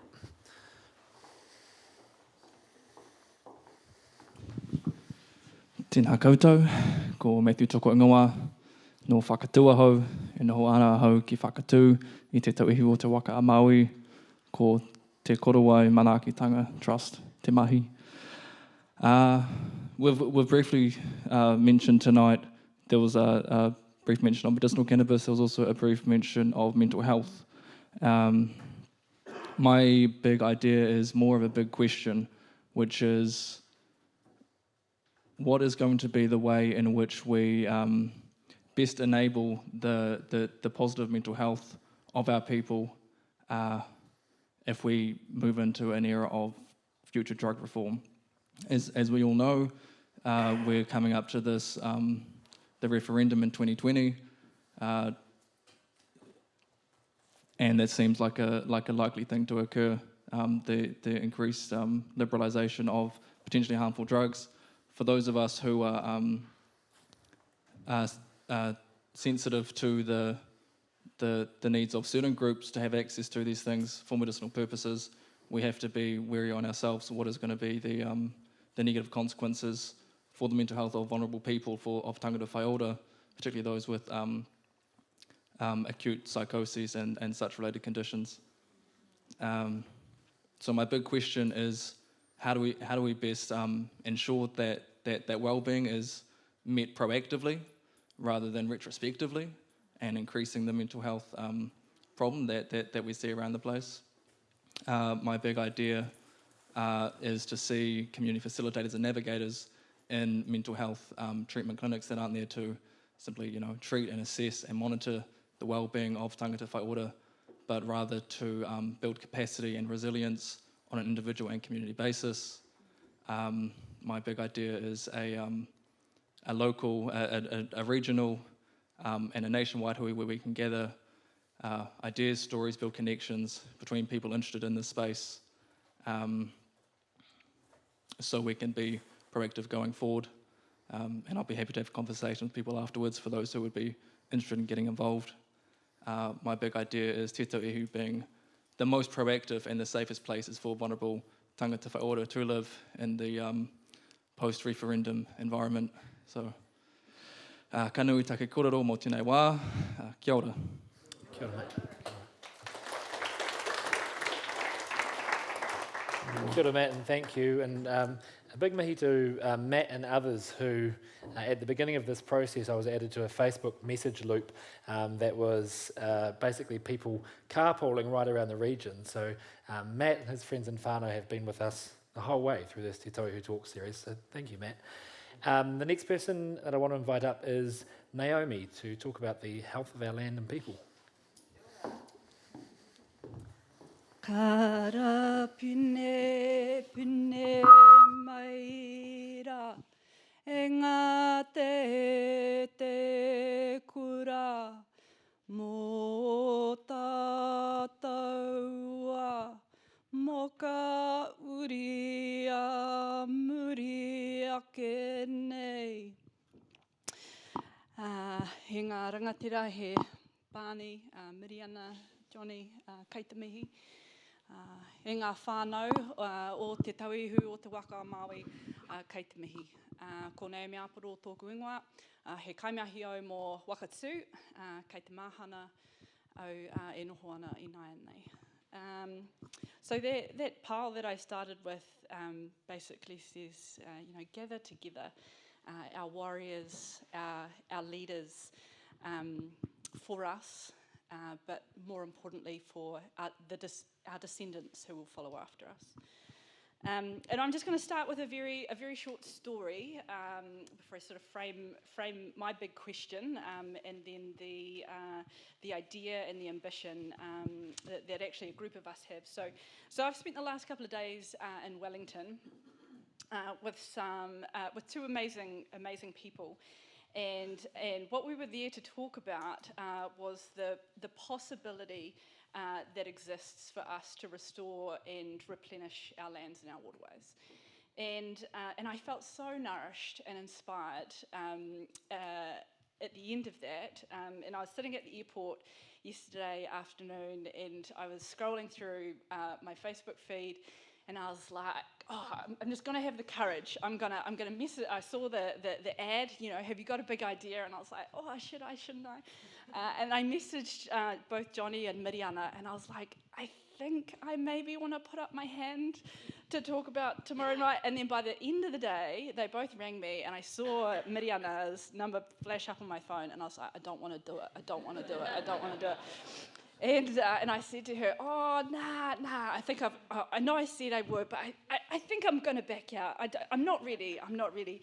And she said, you get up there and you do it, because this is about all of us, It's not about you, Naomi. It's about all of us. And I was like, oh, okay. And then I was so glad when Julie sort of started today by saying, oh, if you're not embarrassed to share your idea, then you've shared it too late.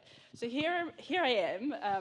Embarrassed, but yeah, having the courage, hopefully, to get this out. So where we landed, it was basically a confluence of inspiration and ideas from two of my mates, Alison and Andrew and I, around how we heal our landscapes from mountains to sea. And there were three critical components that we kind of landed on, and they were about the heart, the head, and the hands. And we thought, you know what, to do this, we have to start at a place from the heart. We have to nurture a platform for healing that's grounded in our shared values and our Indigenous knowledge systems within New Zealand.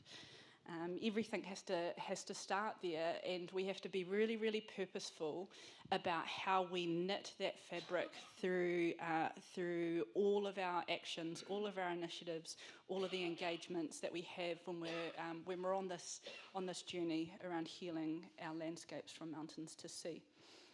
The second part was about the head, and that's where we sort of started to get into some of the really practical things that we needed to do, was around designing pathways and tools that support our primary production sectors to shift from diminishing to replenishing, from diminishing through industrial and conventional systems to replenishing healthy landscapes. And Alison's a vet, and she's really focused in sort of that animal welfare sort of space, and she was really thinking about. She's been doing a lot of work in the dairy sector and the sheep and beef sector, and we had another good friend, Sam, who sort of joined us, who's part of leading this movement around what does regenerative agriculture look like for New Zealand. And I thought that's really, really great, and we can all use that across the country, but I don't hear that many people sort of stepping out and being brave in terms of what do these regenerative systems look like for forestry, and what do they look like for horticulture? Because for me, when I drive between the Waimeha through the Motueka and up through the Motueka, those are the things that I see most front of mind for me, and I want to be sure that the crisis that we're facing through the dairy industry in particular, really being in the spotlight, doesn't overshadow these other really significant problems that we have with some of our other primary sector production systems. And then the third part was about the hands. And for us, that was really around democratising and visualising data to enable citizen agency and community empowerment. A lot of our data infrastructure is really outdated. It's owned and monitored and managed directly by our regional councils. And so the story and the narrative is through that particular lens, and it needs to shift. There needs to be transparency in the way that those systems are constructed. And we actually need to take not a step but an actual leap in terms of the technology that we're using to do that, so that the quality of the information enables us to get really good insight, and that those insights are coming down to the community level for people to really make decisions, to test and to challenge. So yeah, starting from the big question around how do we heal our landscapes to sort of this place where we thought actually this is kind of maybe what it looks like. I'm keen to take on that challenge. We are keen. And starting for me over the next 12 months around how I shape that up for one of the catchments, probably either the Waimeha or the Motueka catchment, and really want to just invite people on that journey, particularly industry leaders in forestry and horticulture.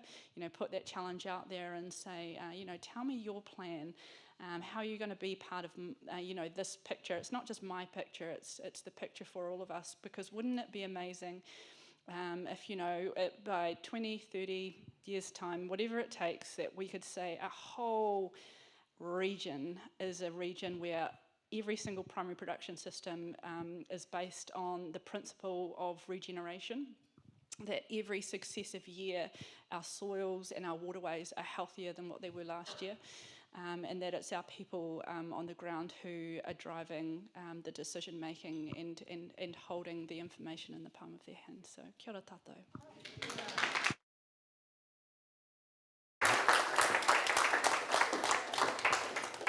Thank you, Naomi. I'm so glad that you plucked up the courage to speak. I was in the car with Mariana yesterday when we made that phone call, and even I was getting quite pumped. Mariana's a great motivational coach.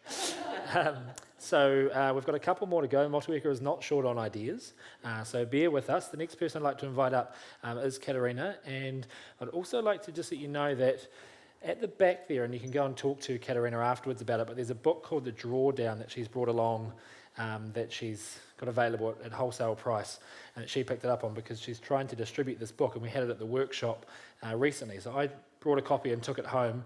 It's 100 ideas for eliminating climate change. They're really practical. Some of them are systems changes, some of them are very practical ideas for how to go about it. But it's great because since then I've gone home every night and kind of looked at one idea and had to think about how we might implement that in Te Tauihu. So it's an awesome book, and you can find Katerina in the red hat afterwards if you'd like to talk more about that. But she wants to talk to us about climate change tonight.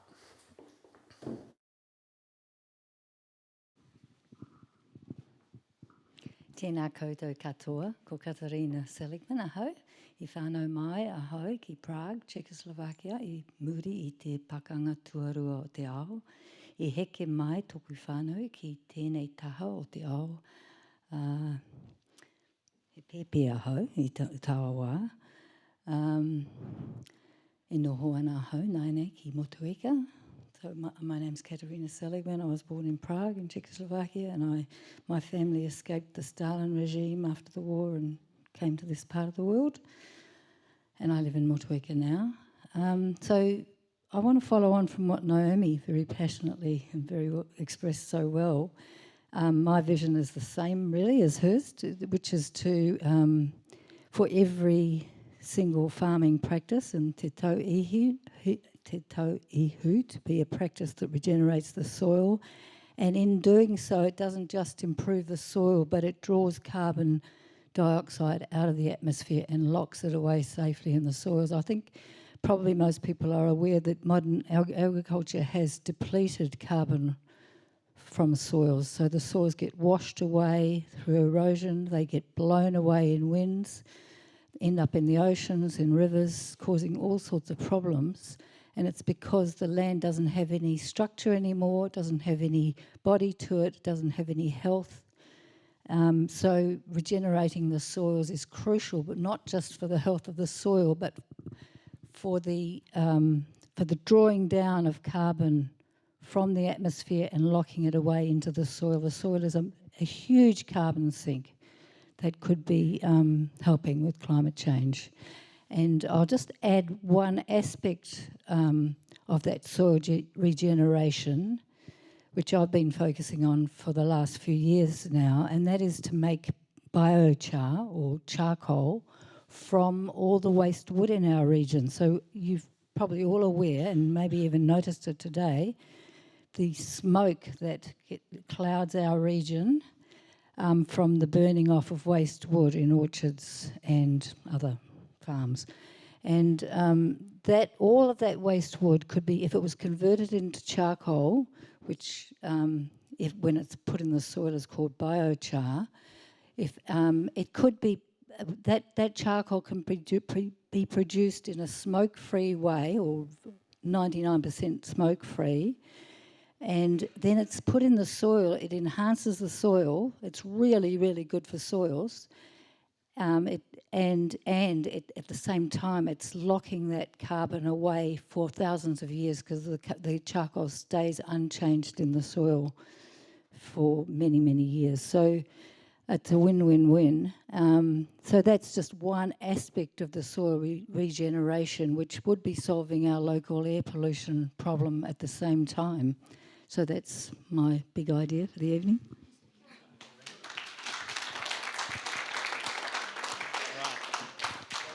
We've just got 2 more to go, so the next one is from Don. Kia ora koutou. My name's Don Graves. I'm a plant biologist and a soil ecologist. I study the fungi that grow on the roots of plants and how they're healthy for us, just for the plants, just the same way as our gut microbiome is important for us. My idea came to me in 2002 when I moved to Motueka. People were telling me that the hops industry here had to change over to plastic twine. And at that point, they were using 16,500 kilometres of plastic twine each year, most of which gets burned. Some of the hops gets composted. The Kim Maglashan makes hops. They compost for 2 years and they extract the twine out. Excuse me. As a plant biologist, I know that hops is a very close cousin of hemp and of stinging nettles. And hemp is good for, amongst other things, fibre.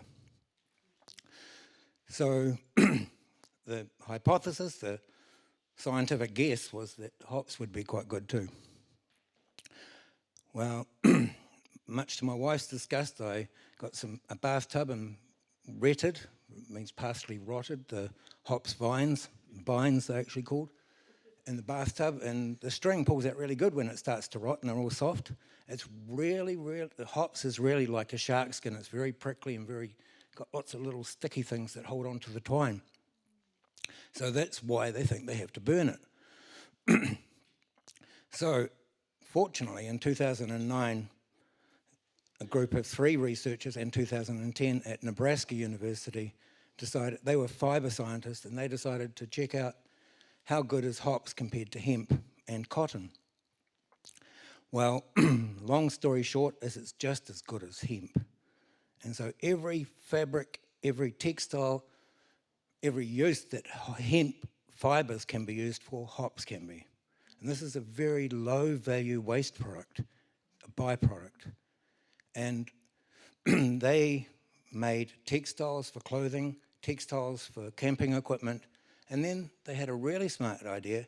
They melted the polypropylene plastic and they embedded carbon fibre. That's the stem fibres that come from the hops. And they made carbon fibre composite. So we could make carbon fibre scooters, bicycles, cars, boats, and even aircraft. My big idea is to have local employment that lasts year round, not just on the seasonal pulse. And that I'm an ecologist, not an economist, but we need to be able to add value to these waste products. I'm highly motivated by my father's cemetery in Featherston. 1/3 of it, after 137 years, had been turned into a rubbish dump. And I got righteously angry until I learned that anger is something you need to put aside and use as a motivation. And I'm doing the right thing by my memories. But We have to be able to come up with solutions, offer them, and be prepared for someone to kick it in the tyres and say that's bloody useless or it's not going to work. Be prepared to hear that that idea needs refining. It's called participatory technology development when you study rural sociology and development studies. It means going out and listening to the experts, to the elders, even to the children that say that emperor's got no clothes on. So I proposed to go to this funding agency called 9Wire, or number 9Wire, and to get collaboration within the community that this is an idea that we can make things from. I think that hops heads would be the first to want to wear something that they drink. But there's no reason that you couldn't make the compost from the non-fibrous parts of the plants that you're extracting. You could still make compost. I tautoko everything that Katerina's saying about biochar. It's a very good filter. It binds onto all of those nutrients that are in the compost and in the soil and makes them still available for plants. So we could use the biochar to extract and maintain and hold on to those nutrients that come out of the retting process. We don't need to make paru water by retting in water. We don't need resources sense for that. There are enzymes now that the fruit juice industry uses to extract juice from the pulp, and you can just collect the hops as it comes out of the factory, put it in a silage pit or put it in baleage, and then extract the fibres, the twine out, and then go about. Ian Cave, one of the active green members around here, is an octogenarian. He was one of the world experts in something called X-ray crystallography that actually measured the cellulose fibres just under the bark and says he can look at that paper and say that they're identical. Hops and hemp are identical in the structure of their cellulose. So just as a sign of the times, I can now say I'm like, when you talk to a 4-year-old how old they are, they'll say they're 4.5 because they're nearly 5. Well, I'm nearly 65, I'm 62.5. And I'd like to be able to have some economic security in a community where we are employed for living wages, but we're also not stop-start again. We can make stuff to sell to tourists for their camping equipment, or the horticultural workers for their work equipment. And if we make if we make high-end boats like the Team New Zealand boat and things, or we're selling stuff, Sean Weaver from Takaka is advising me that a good a good startup would be to actually extract the fibre and sell it as a commodity, as carbon fibre, as a commodity. People can do with it what they want then. And you don't have to get the infrastructure. But we are going to need to bring in the community that's no longer here that knows how to make textiles from scratch. We are going to have to learn old skills over again.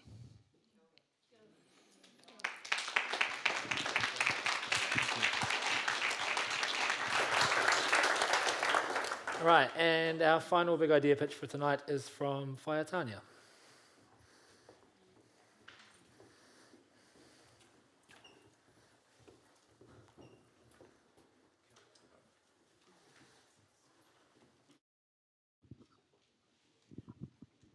Ka tuku atu ngā mihi raro nei I te koroai o te rangi marie, o te hu marie, o te kōtahitanga me te mahitanga e. Ka whakawe ake te ihi te wehi te wana I roto I te whatu manawa. Kia puawai ai ngā wawata me ngā moe moea. Mo te mātauranga me te ako ārongo ki te tauihu o te waka e. Haumi e hui e Dyke e. He uri tēnei no ngā iwi me ngā hapu maha o te tai rāwhiti I te ika Māui. Nā reira, ko hikurangi te maunga tipua, ko waiapu te awa kaitā. He oi anō I whānau mai ahau, I te puaki ahau ki te rohe nei ki te tauihu o te waka Māui.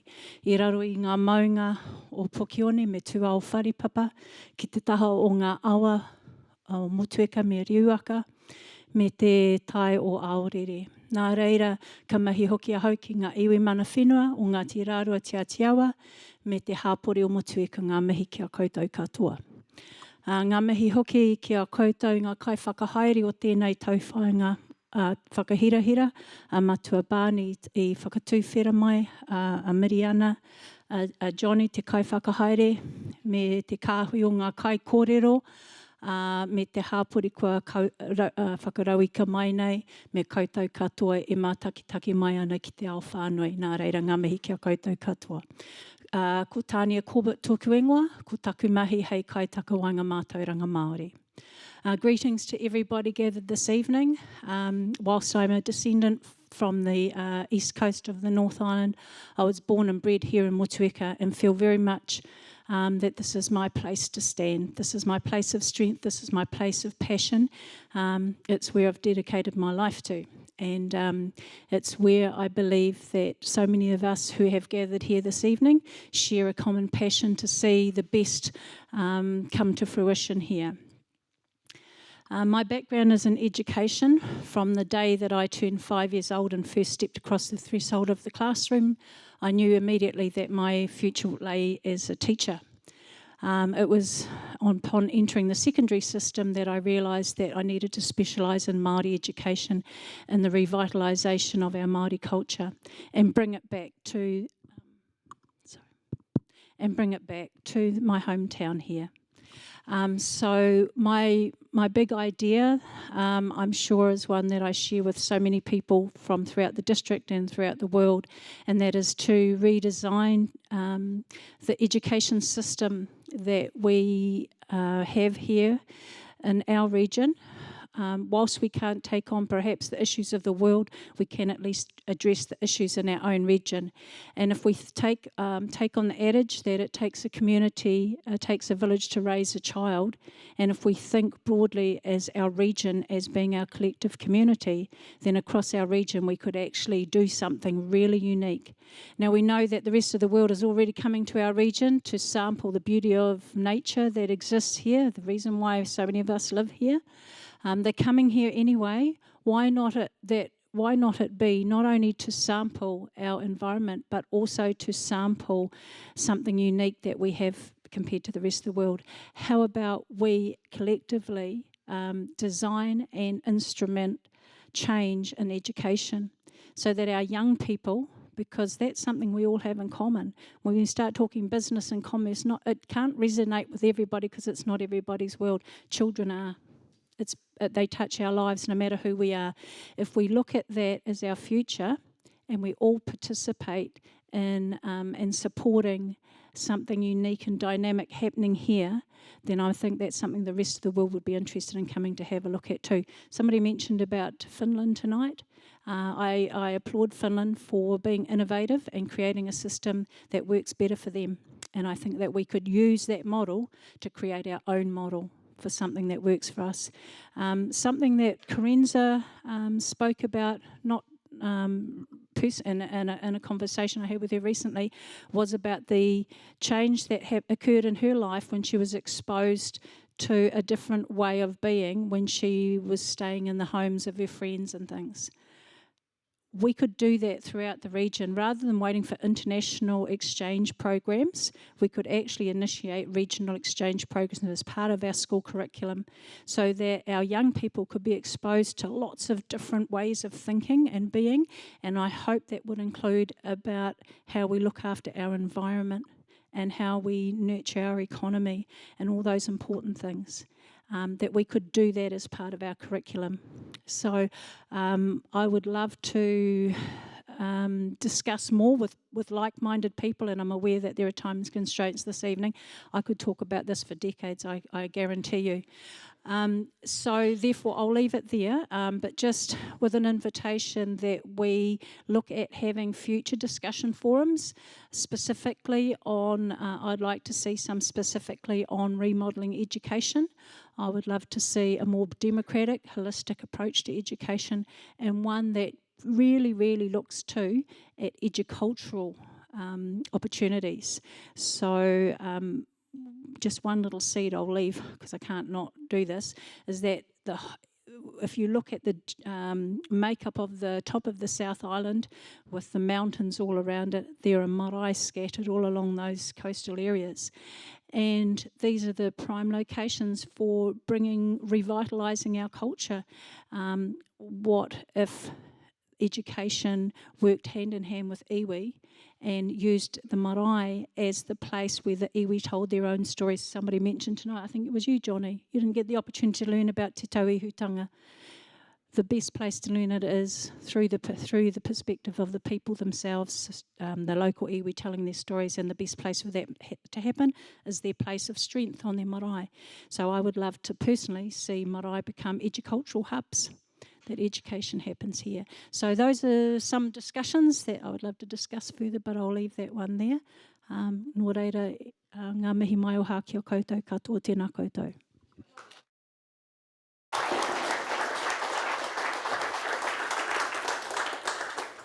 All right, well that draws this evening to a close. Just before I ask Barney to close with a karakia for us tonight, I'd just like to thank the team. So this is our 5th event for Te Tauihu Talks. We have one more to go in Picton before we dive into our rounds of community hui. So visiting the same places, but summarising some of the findings from the strategy so far, from the information we've gathered, and presenting that back to get feedback, input, and I guess stress test some of those ideas and priorities. So we've got a full-on calendar coming up right up until the end of September, and there's a number of people involved in supporting this, from those who are funding, supporting it through the steering group and project management, and specifically tonight, my team, which is our AV guys, Mark, Tom, Smiley, Dylan, Dave, and Libby, who's helped pull together all the logistics for this evening. So please a round of applause for that team.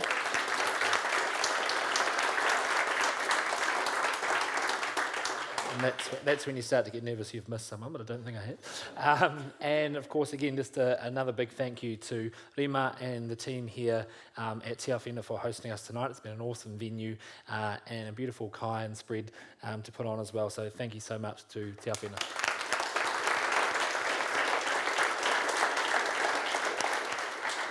And the last thanks to Barney as well, who has been with us the whole way on the tour and helping convene this process, and who will be joining me on the panel in Picton around healthy communities in whānau. So I'm really looking forward to that discussion, Barney, and I'll hand it over to you. Thank you, everyone.